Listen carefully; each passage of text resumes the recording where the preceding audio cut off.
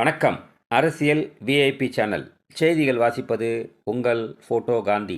புரட்சித் தலைவர் பொன்மனச்செம்மல், புரட்சித் தலைவி அம்மா ஆகியோரின் நல்லாசியுடன் 3ஆம் தலைமுறை முன்னாள் முதல்வர், எதிர்க்கட்சி தலைவர், கழக நிரந்தர பொதுச் செயலாளர், தமிழகத்தின் புரட்சி நாயகன் டாக்டர் எடப்பாடியார் அவர்களின் ஆணைக்கிணங்க தென்சென்னை வடக்கு மேற்கு மாவட்ட கள ஆய்வுக் கூட்டம். தென்சென்னை வடக்கு மேற்கு மாவட்ட கழக செயலாளரும் முன்னாள் தியாகராயநகர் சட்டமன்ற உறுப்பினருமான ஆன்மீகச் செம்மல், இளைஞர்களின் எழுச்சி நாயகன், மண்ணின் மைந்தன், புன்னகை மன்னன், T. Nagar P. Sathya BCom ex MLA அவர்கள் தலைமையில் கோ.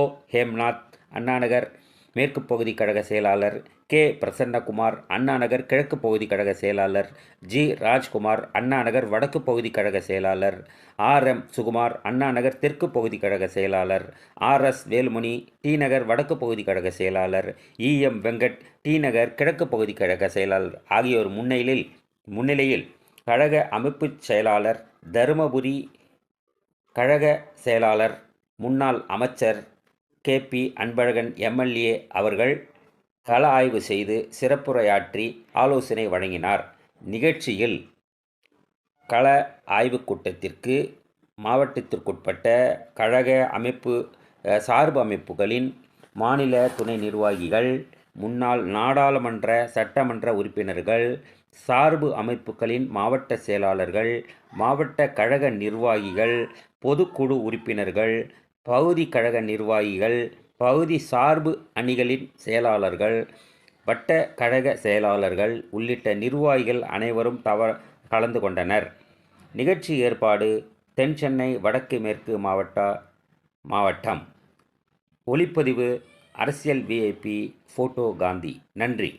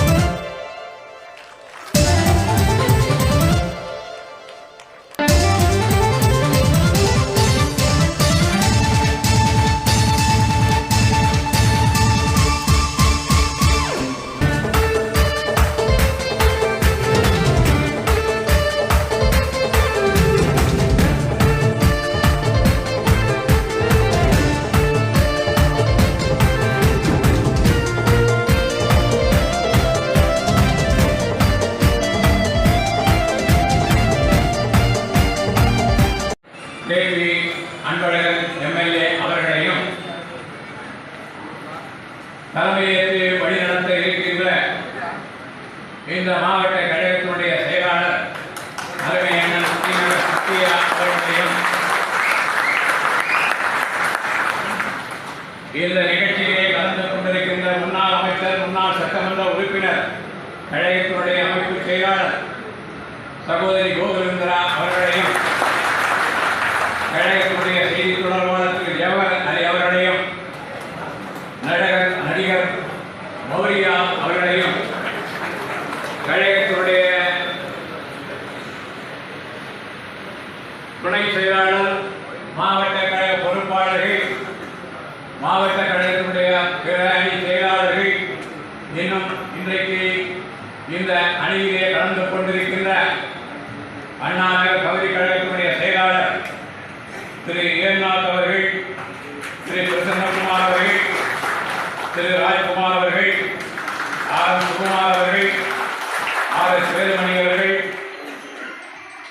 இ.எம். வெங்கட் அவர்கள், வந்திருக்கின்ற கழக உடன்பிறப்புகள், சகோதர சகோதரிகள், இன்னும் பல்வேறு பொறுப்புகளை தாங்கி மேடையிலே அமர்ந்திருக்கின்ற அனைத்து உள்ளங்களையும் இன்று மாலை நான் வரவேற்று இந்த நிகழ்ச்சியை சிறப்பாக நடத்த நீங்கள் எல்லாம் முன்னிருந்து நடத்துவீர்கள் என்று இந்த வரவேற்பினை நல்கின்றேன் உங்கள் முன்பாக. அனைத்து இந்திய அண்ணா திராவிட முன்னேற்ற கழகத்தின் நமது கட்சியை துவங்கி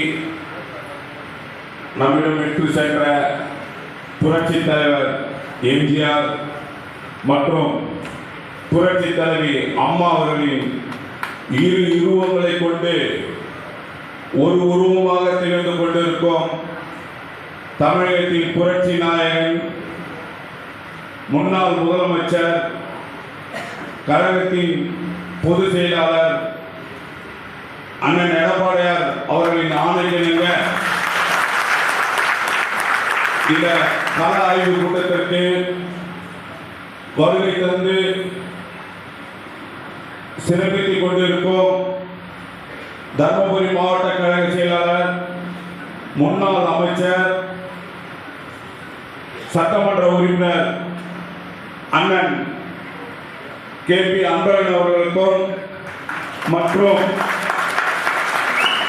அண்ணா நகர் தொகுதியின் முன்னாள் சட்டமன்ற உறுப்பினர் முன்னாள் அமைச்சர் கோகுலேந்திரா அவர்களுக்கும் மாவட்ட கழக நிர்வாகிகள், பகுதி கழக நிர்வாகிகள், பகுதி செயலாளர்கள் மற்றும் வட்ட செயலாளர் அனைவருக்கும் எனது இங்கு இந்த கலை ஆய்வு கூட்டத்திற்கு வந்து கொண்டிருக்கும் SR விஜயகுமார் அவர்களுக்கும் மற்றும்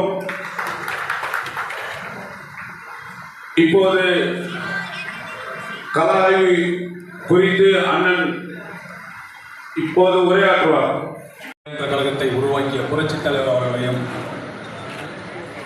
அதை நல்வழி நடத்தி 1.5 கோடி தொண்டர்களை உருவாக்கிவிட்டு இன்றைக்கு மக்கள் மனதில் நீங்காக இடம் பிடித்து மறைந்தாலும் வாழ்ந்து கொண்டிருக்கின்ற புரட்சித் தலைவர் அம்மா அவர்களை வணங்கி அந்த இருவர் தலைவர்களும் விட்டு சென்ற பணிகளை தொடர்ந்து செயல்படுத்துவேன் என்று சொல்லி இன்றைக்கு தமிழ்நாட்டு மக்களுக்காகவும் கழக உடன்பிறப்புகளுக்காகவும் ஒரு 4 ஆண்டு காலம் நல்லாட்சி நடத்தி இன்றைக்கு கழக பொதுச் செயலாளராக பொறுப்பேற்று இந்த இயக்கத்தை அழிக்க வேண்டும் என்று எதிரிகளும் துரோகிகளும் முனைப்போடு செயல்பட்ட காலத்தில் கூட இந்த இயக்கத்தை காப்பாற்றி இன்றைக்கு இயக்க தொண்டர்கள் மத்தியிலும் நீங்காக இடம் பிடித்து கழக பணி ஆற்றிக் கொண்டிருக்கின்ற கழக பொதுச் செயலாளர் எடப்பாடியாருடைய மேலான ஆணைக்கிழங்க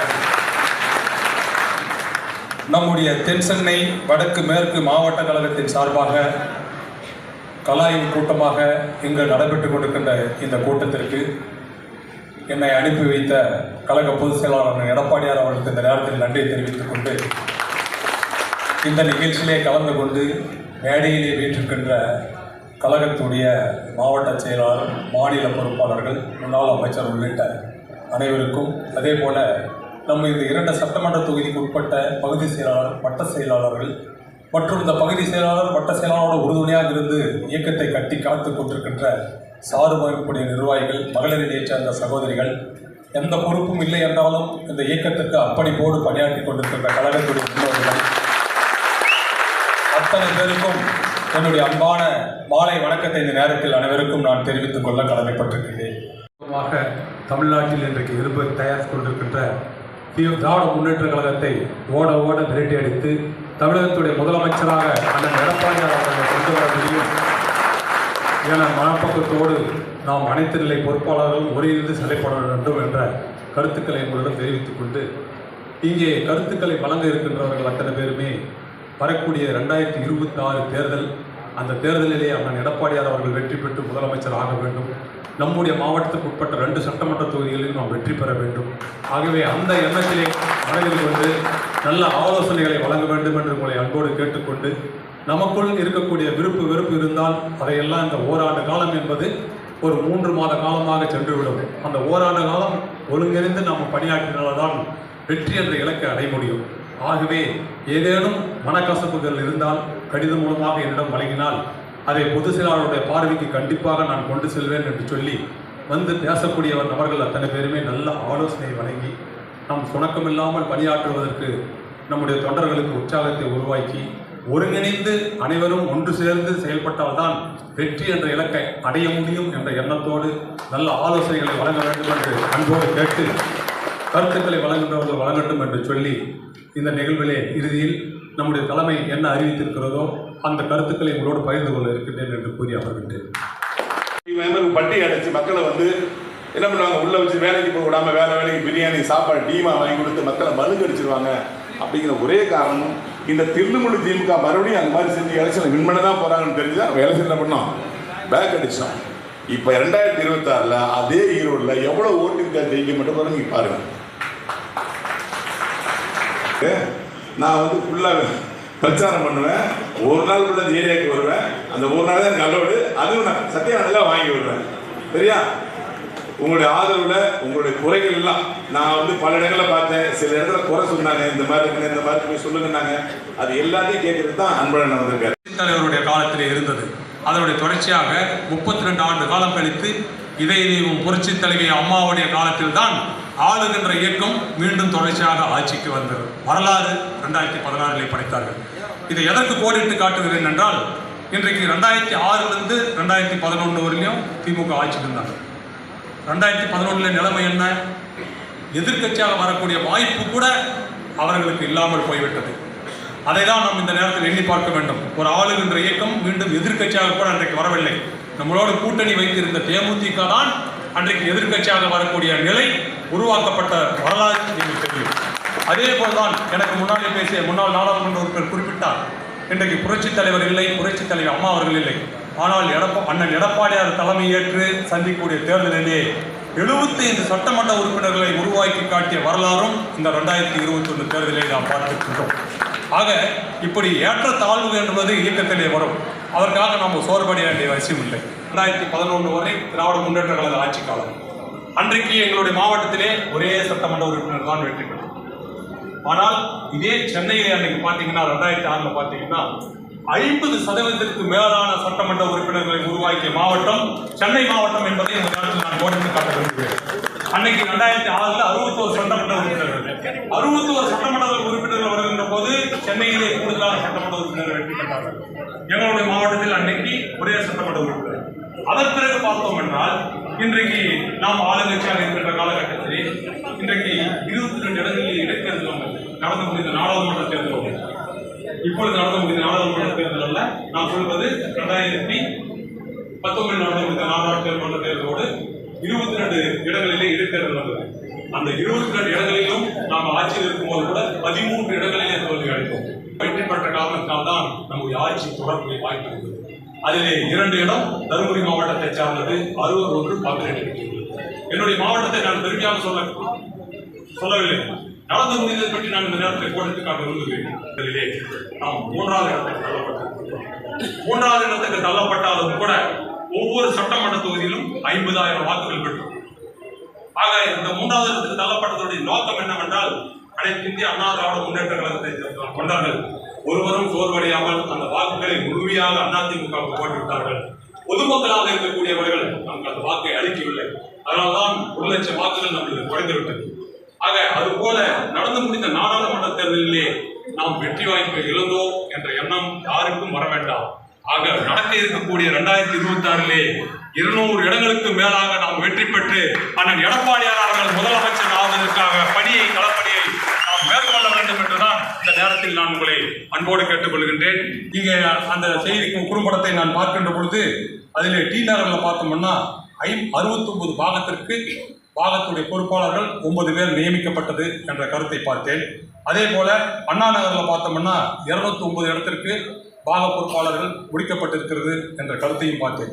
ஆக இதை கள ஆய்வு மேற்கொள்ள வருகை தந்திருக்கிற போது அந்த பகுதியிலே போய் மாவட்ட செயலாளரோடு பகுதி செயலாளர் மற்றும் வட்ட செயலாளர் அந்த பகுதியில் இருக்கக்கூடிய பொறுப்பாளர்கள் அனைவரும் சேர்ந்து அதை பார்க்கக்கூடிய சூழல் இருக்கிறது.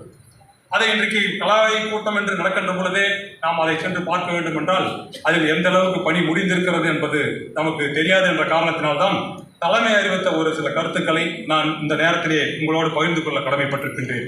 மாவட்ட கழக செயலாளர் அவர்களுக்கும் அதே நேரத்தில் அவரோடு உறுதுணையாக இருந்து நிகழ்ச்சி நல்ல முறையிலே நடைபெற வேண்டும் என்பதற்காக உறுதியாக இருந்த ஏனைய அனைத்து நிலை பொறுப்பாளர்களுக்கும், இங்கே வருகை தந்திருக்கின்ற மாநில பொறுப்பாளர்கள், மாவட்ட பொறுப்பாளர்கள், சார்பு அமைப்புடைய நிர்வாகிகள், பகுதி செயலாளர்கள், வட்ட செயலாளர்கள் இவர்களோடு இணைந்து இந்த இயக்கம் தங்களுடைய பகுதி வட்டத்திலே வலுவாக இருப்பதற்காக பணியாற்றி கொண்டிருக்கின்ற கழகத்துடைய முன்னோடிகள் அத்தனை பேருக்கும் நன்றி தெரிவித்து விடைபெறுகிறேன். நன்றி, வணக்கம்.